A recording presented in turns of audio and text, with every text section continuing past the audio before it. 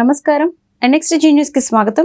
ఈనాటి వార్తా విశేషాలు. పల్నాడు ప్రాంతంలో మాచర్లలో గొడవలకు తెరలేపి ప్రాంతాన్ని రావణ కష్టంలా మార్చేందుకు టీడీపీ కుట్రలు పన్ని విజయం సాధించిందని, దీనికి ఎన్నికల సంఘంలోని కొంతమంది సహకరిస్తూ ప్రజల్లో లేనిపోని అపోహలు, ఆందోళనలు కలిగేలా చేశారని వైఎస్ఆర్సీపీ రాష్ట్ర కార్మిక విభాగం అధ్యక్షుడు పూనూరు గౌతమ్ రెడ్డి చెప్పారు.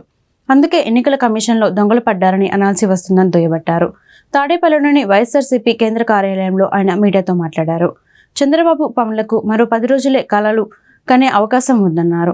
పెత్తందారులకు అధికారం వస్తే ప్రమాదమని గ్రహించే ఓటింగ్ శాతం పెరిగిందని, మహిళలు ఏకంగా 89% మంది పాల్గొనడం సీఎం జగన్ విజయానికి తొలి సంకేతమని చెప్పారు. వైఎస్ఆర్సీపీ ఓటు బ్యాంకు చెక్కు చెదరలేదని, ఎక్కడా చీలిక లేదని, ఎస్సీ, ఎస్టీ, బీసీ, మైనార్టీ వర్గాల్ని సీఎం జగన్ కి బాసటగా నిలిచాయని తెలిపారు. మాచర్ల ఎమ్మెల్యే పిన్నెల్లి రామకృష్ణారెడ్డిపై గతంలో చినకాకాని సమీపంలో టీడీపీ గుండాలు దాడి చేస్తే త్రుటిలో ఆయన ప్రాణాపాయం నుంచి తప్పించుకోగా ఆయన వాహనాలు ధ్వంసమైన విషయాన్ని గుర్తు చేశారు. నివురు గప్పినటువంటి నిప్పులాగా నిజం నిగ్గు తేలేటువంటి పరిస్థితి 4వ తారీఖున 4వ తారీఖు వరకు కూడా అంచనాలు వేసుకునేటువంటి కలలు కనేటువంటి చంద్రబాబు నాయుడు గారు, పవన్ గారు 4 వరకే మాత్రమే మీరు కలలు కనండి. ఈ కలలు మీ కలలు కల్లాలైపోతాయి. జగన్మోహన్ రెడ్డి గారి వెంట ఉన్నది, నడిచినది ఎస్సీ, ఎస్టీ, బీసీ, మైనారిటీ, మహిళా జనం యావత్తు కూడా ఆయన వెంట నడిచారు కాబట్టే 4వ తారీఖున ప్రజ్వరిల్లబోతా ఉంది వైఎస్ఆర్ కాంగ్రెస్ పార్టీ. అందుకే చెప్తున్నా, ఇవాళ ఉండేటువంటి ఈ పరిస్థితుల్లో జగన్మోహన్ రెడ్డి గారి పైన నమ్మకం ఉన్నది కాబట్టే ప్రజానీకం వెల్లువెత్తున ముందుకు రావటం జరిగింది. 100కి 80 నుంచి 89% మహిళా ప్రజానీకం యావత్తు కూడా వచ్చి ఓటు వేయటం జరిగిందంటేనే దానికి కారణమే జగన్మోహన్ రెడ్డి గారి యొక్క విధానాలు నచ్చి మెచ్చి ఎండను సైతం, వానను సైతం, అర్ధరాత్రి అనేటువంటి సైతం లేకుండా లైన్లో నుంచుకుని ఓటు వేశారు అనేటువంటిది మనకు కనపడుతూ ఉంది. ఇవాళ మనం చూస్తున్నాం, ఈ రాష్ట్రంలో జరిగినటువంటిది విధానాన్ని పసిగట్టినటువంటి డ్రామాలాడేటువంటి చంద్రబాబు నాయుడు, మాయల పక్కీర్ చంద్రబాబు నాయుడు మాయలు ఫలించేటువంటి పద్ధతి అని అనుకుంటున్నాడు. ఒక పద్ధతిలో డీజీపీని తీసేసి కొత్త డీజీపీని తీసుకొచ్చారు. తీసుకురావడంతోనే అల్లర్లు ప్రారంభించినటువంటి పద్ధతి మనం చూసాం. అనేక చోట్ల అల్లర్లు తీసుకురావడం అనేది జరిగింది. ఇవాళ మళ్ళా ఏమంటున్నారు, సిఎస్ని మార్చాలంటున్నారు. అంటే సిఎస్ని మారిస్తే సిఎస్కి ఉండేటువంటి సిబ్బంది ఎలక్షన్ కౌంటింగ్లో ఉంటారు కాబట్టి వాళ్ళందరినీ మేనేజ్ చేసుకుని అల్లర్లు సృష్టించాలనేటువంటి ఒక ఎత్తుగడ పన్నాగం పన్నుతున్నారు మాయలపక్కి చంద్రబాబు నాయుడు. నేను ఒకటే చెప్తున్నా, ఇవాళ ఈ అల్లర్లకు కారణం చంద్రబాబు నాయుడు కాదా అనేటువంటిది, ఈ అల్లర్లకు కారణం ఈసీ కాదా అనేటువంటి కూడా అడుగుతున్నాం. ఈసీలో దొంగలు పడ్డారు. ఎలక్షన్ కమిషన్ ఆఫీసులో, ఎలక్షన్ కమిషన్ సమక్షంలో దొంగలు పడ్డారు. దొంగలు పడ్డానికి కారణం ఒకటే, నీ చెప్పు చేతల్లో నడిచేటువంటి కెమెరాలు, నీ చెప్పు చేతల్లో ఉండేటువంటి డాక్యుమెంట్స్ బయటికి ఎలా వచ్చినాయి అంటే, బయటకు వచ్చారంటే కారణం, దానికి గల కారణం నీ ఆఫీస్ నుంచే బయటకు వెళ్ళారు, నీ ఆఫీసులోనే దొంగలు ఉన్నారు అనేటువంటిది గ్రహించాలి. ఈసీ గారు, ఎలక్షన్ కమిషన్ గారు కూడా చెప్తాను, పిన్నెల్లి రామకృష్ణారెడ్డి గారు ఒక్కటే మాత్రమే బయటకు వచ్చిందంట. 9-10 చోట్ల మాత్రం ఉండేటువంటి వాటిల్లో ఏ ఫుటేజీ బయటికి రాదు. అంటే ఏంటి, ఎవరి స్వాధీనంలో ఉండే జూదం, మద్యంతో పాటు అన్ని అవలక్షణాలు కలిగిన టీడీపీ నేత సోమిరెడ్డి చంద్రమోహన్ రెడ్డి తనను అప్రతిష్ట పాలు చేసేందుకు నిరాధారమైన ఆరోపణలు చేస్తున్నారని రాష్ట్ర వ్యవసాయక శాఖ మంత్రి కాకాని గోవర్ధన్ రెడ్డి మండిపడ్డారు. బెంగళూరు రేవ్ పార్టీతో నాకు సంబంధం ఉందని నిరూపిస్తావా, బ్లడ్ శాంపిల్ ఇస్తావా, లేక ప్రమాణం చేస్తావా అంటూ ఆయన సోమిరెడ్డికి సవాల్ విసిరారు. ఈ మేరకు మంత్రి కాకాని విలేకరులతో మాట్లాడారు. బెంగళూరులో జరిగిన రేవ్ పార్టీలో ఒక కారుకు తన స్టిక్కర్ ఉందనే ప్రచారంతో సోమిరెడ్డి పసలేని ఆరోపణలు చేస్తున్నారన్నారు. తమ ఆధ్వర్యంలోనే రేవ్ పార్టీ జరిగిందని, తన పాస్పోర్ట్ దొరికిందని, గోపాల్ రెడ్డి తనకు సన్నిహితుడని చెత్త ఆరోపణలు చేశారని చెప్పారు. ఈ విషయంపై తాను సోమిరెడ్డికి మరోసారి సవాల్ విసురుతున్నారన్నారు. కారులో నా పాస్పోర్ట్ దొరికిందని తప్పుడు ప్రచారం చేస్తున్నారని, పాస్పోర్ట్ తన దగ్గరే ఉందని చెబుతూ కాకాని దాన్ని మీడియాకు చూపించారు. ఆ కారు తుమ్మల వెంకటేశ్వరరావు పేరుతో ఉందని, ఆ కారుకు తన స్టిక్కర్ ఉందని జరుగుతున్న ప్రచారంపై ఇప్పటికే తాను జిల్లా ఎస్పీకి ఫిర్యాదు చేశానన్నారు. నెల్లూరు నగరంలోని వేదాయపాలెం పోలీస్ స్టేషన్లో కేసు నమోదు చేశారన్నారు. గోపాల్ రెడ్డితో తనకున్న పరిచయం ఉన్నట్టు ఏ ఆధారం ఉన్నా సోమిరెడ్డి బయటపెట్టారని డిమాండ్ చేశారు. గోపాల్ రెడ్డికి రేవ్ పార్టీకి ఎలాంటి సంబంధం లేదని కర్ణాటక పోలీసులు స్పష్టం చేశారని, సోమిరెడ్డి మాత్రం రేవ్ పార్టీని తనకు అంటగడుతున్నారన్నారు. కేంద్ర ప్రభుత్వంతో అంటగడుతున్నావు. సిబిఐ పోయినసారి ఏం చెప్పావు? అదే నోటుతో, నీ నోటుతోనే గోవర్ధన్ రెడ్డికి ఇన్ని సంవత్సరాల శిక్ష కూడా ఖరారు చేశావు. సిబిఐ క్లీన్ చిట్ ఇచ్చింది. నేను ఆ రోజే చెప్పా, ఇదే వైఎస్ఆర్ కాంగ్రెస్ పార్టీ నెల్లూరు జిల్లా కార్యాలయంలో సమావేశం ఏర్పాటు చేసి నాకు సంబంధించినటువంటి కేసుని సిబిఐకి అప్పగించారు, నేను స్వాగతిస్తున్నా అని చెప్పాను. ఈరోజు సిబిఐ ఏం చెప్పింది? గోవర్ధన్ రెడ్డి పాత్ర లేదు అని తేల్చి చెప్పింది.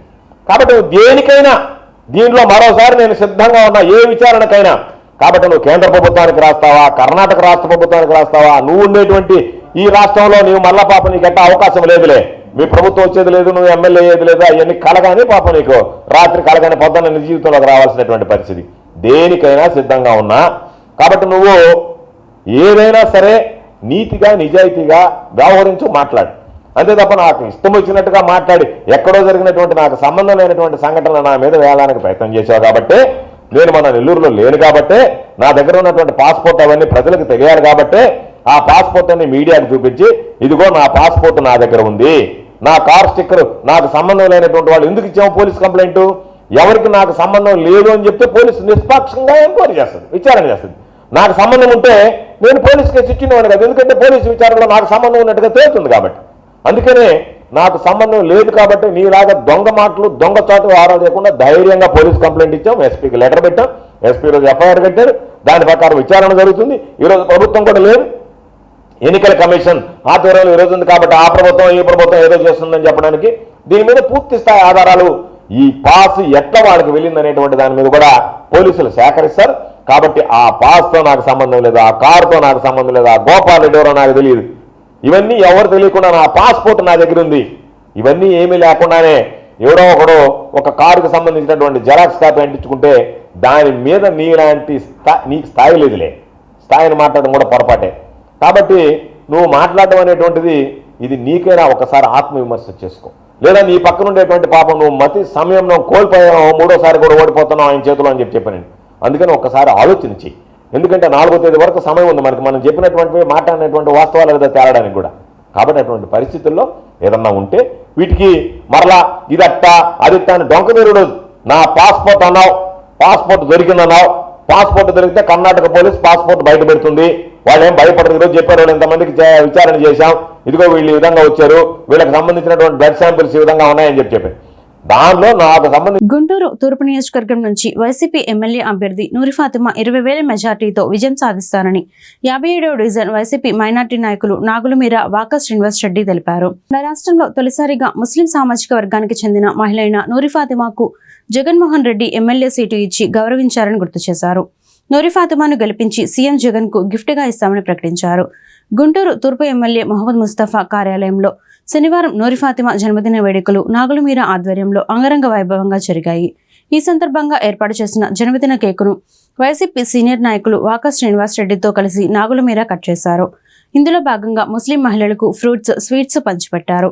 అనంతరం వారు మీడియాతో మాట్లాడుతూ నూరి ఫాతిమాకు జన్మదిన శుభాకాంక్షలు తెలియజేశారు. ఆమె నిండు నూరేళ్లు ఆయురారోగ్యాలతో పాటు అష్టైశ్వర్యాలతో తొలతూగాలని ఆకాంక్షించారు. రాజకీయంగా ఉన్నతంగా ఎదగాలని అభిలాషించారు. ఈరోజు గుంటూరు తూర్పు నియోజకవర్గానికి సంబంధించినటువంటి మా గౌరవ నాయకులు ఎమ్మెల్యే ముస్తఫా గారి కుమార్తె, అలాగే గుంటూరు తూర్పు నియోజకవర్గ వైఎస్ఆర్సీపీ అభ్యర్థి అయినటువంటి నూరి ఫాతిమా గారి పుట్టినరోజు సందర్భంగా వారికి మా హృదయపూర్వక జన్మదిన శుభాకాంక్షలు తెలుపుకుంటూ, వారు భవిష్యత్తులో ఎన్నో ఉన్నత స్థానాలు అధిరోహించాలని, ఆయురారోగ్యాలతో కలకాలం ఉండాలని చెప్పి, అలాగే వారి సేవలను గుంటూరు తూర్పు నియోజకవర్గ ప్రజలందరికీ కూడా ఉపయోగపడే విధంగా వారు తన జీవితంలో ముందుకు పోవాలని చెప్పేసి మనస్ఫూర్తిగా కోరుకుంటూ, once again wishing you very very very happy birthday Nooramma. వేసవి సెలవులు, ముఖ్యంగా ఎలక్షన్లు పూర్తి కావడం, విద్యార్థుల పరీక్షల ఫలితాలు విడుదలైన నేపథ్యంలో తిరుమలలో భక్తుల రద్దీ కొనసాగుతుంది. ముఖ్యంగా శుక్ర, శని, ఆదివారాల్లో సామాన్య భక్తుల రద్దీ వలన వారు దర్శనానికి సుమారు 30 నుంచి 40 గంటల సమయం వరకు క్యూ లైన్లో వేచి ఉండాల్సిన పరిస్థితి ఉంది. సామాన్య భక్తులకు త్వరితగతిన శ్రీవారి దర్శనం కల్పించేందుకు వీలుగా జూన్ 30 తేదీ వరకు శుక్ర, శని, ఆదివారాల్లో బ్రేక్ దర్శనం రద్దు చేసినట్లు టీటీడీ తెలిపింది. వీఐపీ బ్రేక్ దర్శనానికి సిఫార్సు లేఖలు స్వీకరించడం లేదని భక్తులు ఈ మార్పును గమనించి టీటీడీకి సహకరించాలని అధికారులు కోరుతున్నారు. భక్తులు కూడా రద్దీని గమనించి తిరుమల ప్రయాణం ప్లాన్ చేసుకోవాలని అధికారులు సూచిస్తున్నారు. శనివారం తెల్లవారుజాము నుంచే తిరుమలలో శ్రీవారి దర్శనానికి భక్తులు భారీగా తరలివస్తున్నారు. కొండపై వైకుంఠం క్యూ కాంప్లెక్స్, నారాయణగిరి షెడ్లు అన్ని నిండిపోయాయి. ఏకంగా రింగ్ రోడ్డు మీదుగా ఆక్టోపస్ భవనం వరకు భక్తులు క్యూ కట్టి ఉన్నారు. భక్తులు దాదాపు 3 కిలోమీటర్ల మేర క్యూ లైన్లో వేచి ఉన్నారు. వీరికి శ్రీవారి దర్శనానికి 24 గంటలకు పైగా సమయం పడుతుందని టీటీడీ చెబుతోంది. ఓటమి భయంతో వైసీపీ చేసిన అరాచకాలు ఆంధ్ర రాష్ట్ర ప్రజల్ని భయాందోళనకు గురి చేస్తుందని గుంటూరు టీడీపీ జిల్లా అధ్యక్షులు తెనాలి శ్రావణ్ కుమార్ తెలిపారు. ప్రజాస్వామ్యాన్ని అపహాసం చేసిన పిన్నెల్లి రామకృష్ణారెడ్డి ఈవీఎంను ధ్వంసం చేయడం దుర్మార్గమని మండిపడ్డారు.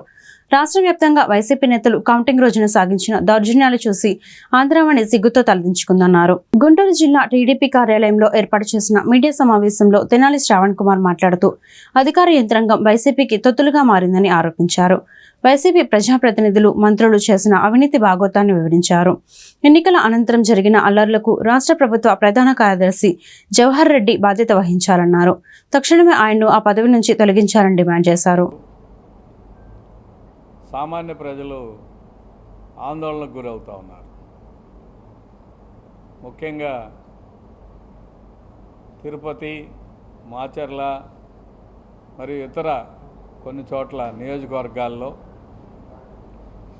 జరిగిన అల్లర్ల గురించి ఒకసారి రాష్ట్ర వ్యాప్తంగా పెద్ద చర్చ జరుగుతూ ఉంది. ఎన్నికల రోజున ఏదో రకంగా రాష్ట్ర వ్యాప్తంగా జరుగుతున్న అంశాల మీద కొన్ని ప్రాంతాల్లో జరిగిన దౌర్జన్యకాండ బయటపడకపోవచ్చు, కానీ ఎన్నికల అనంతరం ఓటమి భయంతో చేసిన అరాచకాలు ఈ రాష్ట్ర ప్రజల్ని నిశ్చేష్టులను చేస్తోంది. మాచర్లో సామాన్య ప్రజలు అణిచివేత నుంచి బయటపడటానికి చేసిన ప్రయత్నాలు ప్రజాస్వామ్యంలో అభినందనది. ఎందుకంటే ఆ రోజు జరిగిన సంఘటనలను, పోలింగ్ రోజు జరిగిన సంఘటనలని ఒకసారి విశ్లేషించుకుంటే ఒక మహిళ గొడ్డలు ఘాటు, కత్తి ఘాటుతోటో పోలింగ్ స్టేషన్లో నేను కూర్చుంటాననే ఒక ధైర్యం, మరొక వ్యక్తి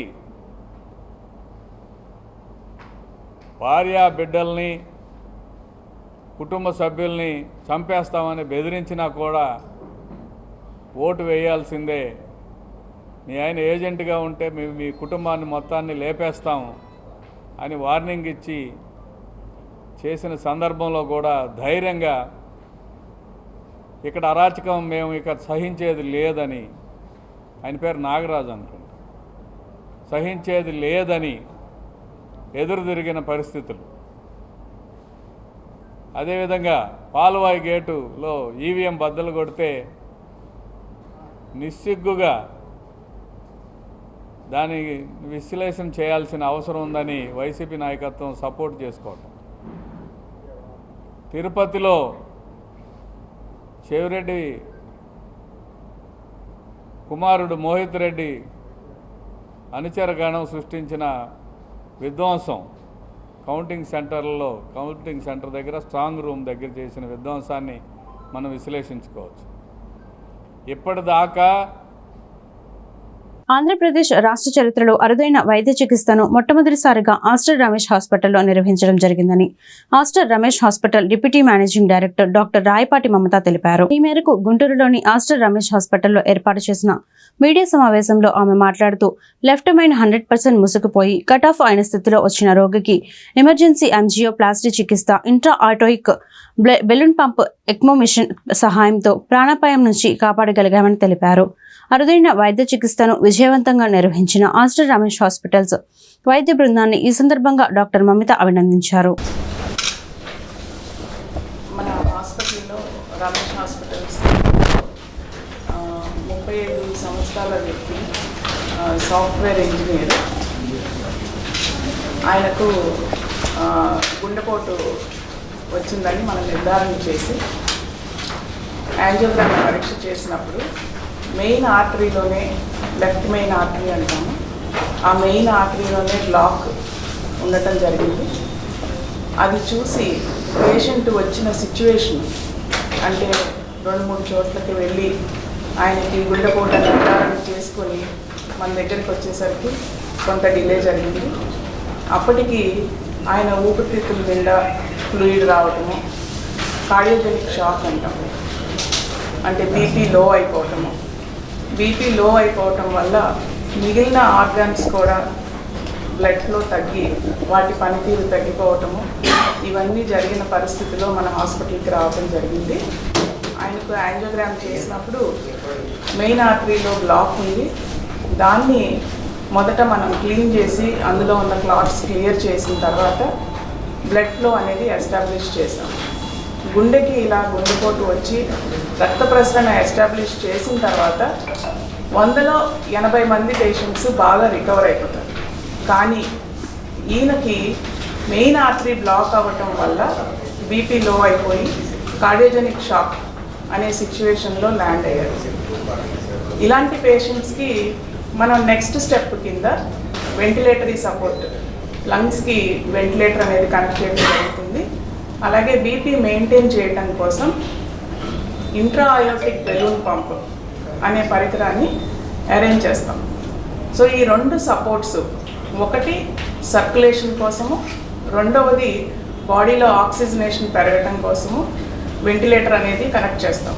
సో ఇవి కనెక్ట్ చేసినా కూడా ఈ పేషెంట్లో ఇంప్రూవ్మెంట్ లేదు. అది కాదు. సో ఈ కేసు అనేది మే 1న జరిగింది. యాక్చువల్లీ ఈ వాజ్ 35 సంవత్సరాల వయసు. మార్నింగ్ 9:30కి ఎక్కడికో టెంపుల్కి వెళ్తే అక్కడ చేతలో నొప్పిలాగా వస్తే గ్యాస్కి మెడిసిన్ తీసుకోవడం జరిగింది. ఇంట్లో వాళ్ళు చూశారు. చూసి 12 గంటల సమయంలో కూడా ఆయనకి ఇంకా డిస్కంఫర్ట్గా ఫీల్ అవుతున్నాడు అనేసి, సో ఇది ఏదో తేడా ఉంది అనేసి అని దగ్గరలో నర్సింగ్ హోమ్కి వెళ్ళడము, అక్కడ ఈసీజీ తీసి హార్ట్ అటాక్ వచ్చిందనేసి నేను నిర్ధారించాను. సో అక్కడ నుంచి వేరే హాస్పిటల్కి వచ్చారు గుంటూరులో. కానీ పేషెంట్ కండిషన్ చూసేసి ఇది చాలా ప్రమాదకరమైన పరిస్థితిలో ఉన్నాడు. రమేష్ హాస్పిటల్లో అయితే మంచి వైద్యము తొందరగా జరుగుతుందనేసి వాళ్ళు ఇక్కడికి షిఫ్ట్ చేయించారు. సో వచ్చినప్పుడు క్యాషువాలిటీలో పేషెంట్కి బీపీ చాలా తక్కువగా ఉంది. రెండోది ఆక్సిజన్ లెవెల్స్ కూడా అసలు సరిగా లేవు. మూడోది గుండె కూడా చాలా బలహీనంగా ఉంది. సో ఆ టైంలో క్యాషువాలిటీలోనే ఆయనకి వెంటిలేటర్ అమర్చి బీపీ ఇంప్రూవ్ అయ్యేదానికి మెడిసిన్ ఇచ్చేసి ఇమీడియట్గా అటెండర్స్కి ఇది మ్యాసివ్ హార్ట్ అటాక్ అని చెప్పేసి సో యాంజియోకి షిఫ్ట్ చేశారు. యాంజియో చేస్తే అక్కడ సర్ప్రైజింగ్లీ గుండెకు రక్త ప్రసరణ చేసే ఒక ముఖ్యమైన రక్తనాళము ఎడమ సైడ్ వస్తుంది. అది 80% గుండెకి రక్త ప్రసరణ దాని ద్వారానే జరుగుతుంది. అది టోటల్గా 100% బ్లాక్ అయిపోయింది. సో ఇట్లా బ్లాక్ అయినప్పుడు జనరల్లీ అసలు పేషెంట్స్ సర్వైవ్ కావడం అనేది చాలా అద్భుతం. అలాగే వారికి ట్రీట్మెంట్ చేసినా కూడా వాళ్ళు బయటకు రావడం అనేది చాలా అద్భుతం. సో ఇమీడియట్గా దానికి యాంజియోప్లాస్టీ చేసేసి రక్త ప్రసరణ చేశాము.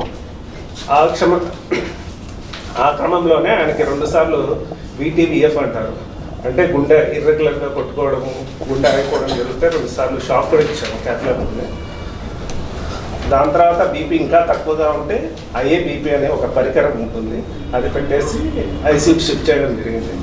దాని తర్వాత ఆయనని ఒక 2 గంటలు చాలా క్లోజ్గా అబ్జర్వ్ చేస్తాం. చూస్తూ ఉంటే ఆయన జరగాలి అనేది మోస్ట్ ఇంపార్టెంట్. ఒకవేళ ఇదే పేషెంట్ మా దగ్గరికి ముందే కానీ సిటీ యాంజియోగ్రామ్కి వచ్చుంటే కనుక మనం గ్యారంటీగా అతనికి బ్లాక్ ఉంది అనేది ఐడెంటిఫై చేయగలిగే వాళ్ళం. అప్పట్లో సిగ్నిఫికెంట్ బ్లాక్ లేకపోతే చక్కగా ట్రీట్మెంట్ మెడికేషన్తో అయితే సరిపోయి ఉండేది. ఒకవేళ బ్లాక్ ఉంది ఇమీడియట్గా అనే అవసరం అని అనుకున్నా కానీ మనం ఎలక్టివ్గా సర్జరీయో లేకపోతే స్టంట్లో వేసుకోవడానికి ఉపయోగపడేది. ఇప్పుడు ఏమైంది, లాస్ట్ మినిట్ ఏం జరుగుతుందో. వన్ బెస్ట్ పార్ట్ ఏంటంటే అండి, రోగులకి నమ్మకం ఉండాలి హాస్పిటల్లో డాక్టర్ల మీద. ఇప్పుడు వాళ్ళకి మేము ఎక్మో పెడతామని ఎప్పుడైతే చెప్పామో ఆ హాస్పిటల్ వాళ్ళ కోసం చేసుకుంటున్నారు. అలా కాకుండా వాళ్ళు మమ్మల్ని నమ్మి మా చేతిలో పేషెంట్ని కంప్లీట్గా పెట్టి మీరే చేయండి ఏమన్నా అని అన్నారు కాబట్టి మేము ఆ ఎక్మో ఇనిషియేట్ చేయగలిగేవాళ్ళం. అదే వాళ్ళు కానీ టైం తీసుకొని ఉంటే పేషెంట్ని వాళ్ళు మనం ఇలా చూడగలిగేవాళ్ళం. పేషెంట్కి డాక్టర్కి మధ్య నమ్మకం ఒకటి అంత ఇంపార్టెంట్. అండ్ వెల్నెస్ అనేది చాలా ఇంపార్టెంట్ అండి. ఇది మాత్రం మీరు ఎక్కడికి వెళ్ళినా కానీ దాని గురించి ప్లీజ్ మాట్లాడండి. ఎందుకంటే మేము హాస్పిటల్లో డాక్టర్స్గా మాట్లాడితే ఏదో హాస్పిటల్ ఇన్కమ్ కోసం అనుకుంటున్నారు. కాదు, ఇందాక అడిగినట్టు 35 ఏళ్ళకి హార్ట్ అటాక్ ఏంటి అంటే మాకే విచిత్రంగా ఉంటుంది. 35-40 ఏళ్ల లోపల ఎంతోమంది వస్తున్నారు మన హాస్పిటల్కి ఇట్లాగా మైనర్ బ్లాక్, మేజర్ బ్లాక్లు. కొంతమందికి యాంజియో చేసి ఏమి ట్రీట్మెంట్ మెడికేషన్ అవసరం అయితే ఇస్తున్నాము, కొంతమందికి స్టంట్ వేయాల్సి వస్తుంది, కొంతమందికి అసలు ఓపెన్ హార్ట్ సర్జరీ కూడా చేయాల్సి వస్తుంది 40-45 ఇయర్స్కి. సో అన్నీ మారాయి. ఇదివరకు నుంచి ఉండే జెనెటిక్స్తో పాటు మన ఫుడ్, లైఫ్ స్టైల్, టెన్షన్లు అన్నీ ఒత్తిడి పెరిగింది. సో దాంతోపాటు మనకు వచ్చే జబ్బులు కూడా పెరిగాయి. సో ఎర్లీగా హార్ట్ అటాక్స్ అనే దానికి కారణం అవి కూడా అన్నమాట. సో వెల్నెస్ ఎప్పుడైతే ఇలాంటివి పెరిగాయో మనం దాని మీద దృష్టి బాగా మరల్చాల్సిన అవసరం ఉంది. వెల్నెస్ నేను సబ్కాన్షియస్లో ఉన్నాను, ఏం జరిగిందో నాకు తెలియదు. కానీ ఎవ్రీడే డాక్టర్స్ నా దగ్గరికి వచ్చినప్పుడు they are very positive and ఎంతో కాన్ఫిడెన్స్ ఇచ్చేవాళ్ళు. ప్రవీణ్ నువ్వు ఇది చెయ్యి అంటే నేను కూడా రెస్పాండ్ అయ్యేవాడిని. ఎవ్రీ మినిట్ ఏదైనా కానీ చెప్పేవాళ్ళు, ఈ డైట్ ఫాలో అవ్వు, చాలా తొందరగా రికవర్ అవుతావు, ఇలా చేస్తే నువ్వు ఇంకా స్పీడ్గా రికవర్ అవుతావు అంటే అదే ఫాలో అయ్యాను. కాస్త చాలా తొందరగా రికవర్ అయ్యాను. నార్మల్గా కాదు, చాలా ఫాస్ట్గా రికవర్ అయ్యాను. అందరు డాక్టర్స్, రామారావు గారు, శిల్పా మ్యామ్, సాహో డాక్టర్ చాలా కాన్ఫిడెన్స్ ఇచ్చారు నాకైతే. ఎంత కాన్ఫిడెన్స్ ఇచ్చారంటే సబ్కాన్షియస్లో నాకు తెలియదు, కానీ కాన్షియస్కి వచ్చిన తర్వాత మాత్రం డాక్టర్స్ చెప్పిన ఎవ్రీ డాక్టర్, నాకు 3 డాక్టర్స్ పేరు గుర్తున్నాయి, కానీ అందరు డాక్టర్స్ అలానే క్లీనింగ్ స్టాఫ్ కానీ లేకపోతే హాస్పిటల్ సిబ్బంది, నర్సులు కానీ అందరూ 24 అవర్స్ నన్ను మానిటర్ చేస్తూ, మా ఫ్యామిలీ మెంబర్స్ కానీ అందరూ చాలా సపోర్ట్ చేశారు. చాలా హ్యాపీగా ఫీల్ అయ్యాను. ఎన్నికల కౌంటింగ్ ముందు హత్య రాజకీయాలతో ఏపీలో అలజడి సృష్టించాలనే ప్రయత్నాలు మొదలయ్యాయా? అన్నమయ్య జిల్లాలో తాజాగా జరిగిన ఘాతుకం అవుననే సంకేతాలిస్తోంది. మదనపల్లి శ్రీవారినగర్లో వైఎస్ఆర్సీపీ కార్యకర్త ఒకరు దారుణ హత్యకు గురయ్యారు. మృతుని పుంగనూరు శేషాద్రిగా పోలీసులు నిర్ధారించారు. తెల్లవారుజామున శేషాద్రి ఇంట్లోకి చొరపడి 30 మంది దుండగులు అతికిరాతకంగా నరికి చంపి పరారయ్యారు. సమాచారం అందుకున్న పోలీసులు ఘటనా స్థలానికి చేరుకొని రక్తపు మడుగులో పడి ఉన్న శేషాద్రి మృతదేహాన్ని స్వాధీనపరుచుకున్నారు. నైరుతి బంగాళాఖాతానికి ఆనుకొని పశ్చిమ మధ్య బంగాళాఖాతంపై కొనసాగుతున్న తీవ్ర అల్పపీడనం బంగాళాఖాతంలో వాయుగుండంగా బలపడింది. ఇది ఈశాన్య దిశగా పయనిస్తూ తూర్పు మధ్య బంగాళాఖాతంలో బంగ్లాదేశ్లోని కేపు పరాకు దక్షిణ నైరుతి దిశలో 700 కిలోమీటర్లు, పశ్చిమ బెంగాల్లోని సాగర్ ఐలాండ్కు దక్షిణ ఆగ్నేయ దిశలో 660 కిలోమీటర్ల దూరంలో కేంద్రీకృతమైంది. ఈ వాయుగుండం ఉత్తర ఈశాన్య దిశగా కదులుతూ అదే ప్రాంతంలో శనివారం ఉదయానికి తుఫానుగా మారనుంది. అనంతరం ఉత్తర దిశగా పయనిస్తూ శనివారం రాత్రికి తీవ్ర తుఫానుగా బలపడనుంది. తర్వాత అదే దిశలో కదులుతూ ఆదివారం అర్ధరాత్రి పశ్చిమ బెంగాల్లోని సాగర్ ఐలాండ్, బంగ్లాదేశ్లోని కేపుపరాల మధ్య తీవ్ర తుఫానుగా తీరం దాటే అవకాశం ఉందని భారత వాతావరణ విభాగ ఐఎండీ వెల్లడించింది. దీని ప్రభావంతో శనివారం అల్లూరు సీతారామరాజు, అనకాపల్లి, కాకినాడ, చిత్తూరు, విజయనగరం, పార్వతీపురం, మన్యం, విశాఖపట్నం, కోనసీమ, తూర్పుగోదావరి, పశ్చిమ గోదావరి, కృష్ణా, గుంటూరు, బాపట్ల, అన్నమయ్య, తిరుపతి, శ్రీ సత్యసాయి, వైఎస్ఆర్ జిల్లాలోను ఆదివారం శ్రీకాకుళం, పార్వతీపురం, మన్యం, అల్లూరి సీతారామరాజు, ఏలూరు, కృష్ణా, ఎన్టీఆర్, గుంటూరు, బాపట్ల, పల్నాడు, ప్రకాశం, నెల్లూరు, కర్నూలు, నంద్యాల, శ్రీ సత్యసాయి, అన్నమయ్య, చిత్తూరు, తిరుపతి జిల్లాల్లోనూ అక్కడక్కడ పిడుగులతో కూడిన తేలికపాటి వర్షాలు కురిసే అవకాశం ఉందని తెలిపింది.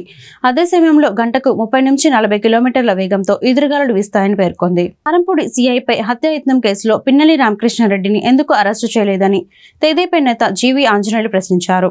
పోలీసులు చంపబోయిన వ్యక్తిని ముందు ఎందుకు సాగిలబడుతున్నారని నిలదీశారు. పిన్నెల్లికి హైకోర్టు రక్షణ కల్పించింది ఈవీఎం ధ్వంసం కేసులో మాత్రమేనని తెలిపారు. విధుల్లో ఉన్న సీఐని కొట్టి గాయపరిచిన అరెస్టుకు ఎందుకంత భయమన్నారు. రాష్ట్రమంతా ముక్కును వేలేసుకుంటున్న పోలీసుల్లో కనీస చలనం లేదని ఎద్దేవా చేశారు. పోలీసులు వైకాపా స్వామి భక్తిని పక్కన పెట్టకపోతే కౌంటింగ్ రోజు రక్షణ ఎలా కల్పిస్తారని ప్రశ్నించారు. ఈ వార్తలు ఇంతటితో సమాప్తం. మరొక బులెటిన్లో మళ్ళీ కలుద్దాం. అంతవరకు సెలవు. నమస్కారం.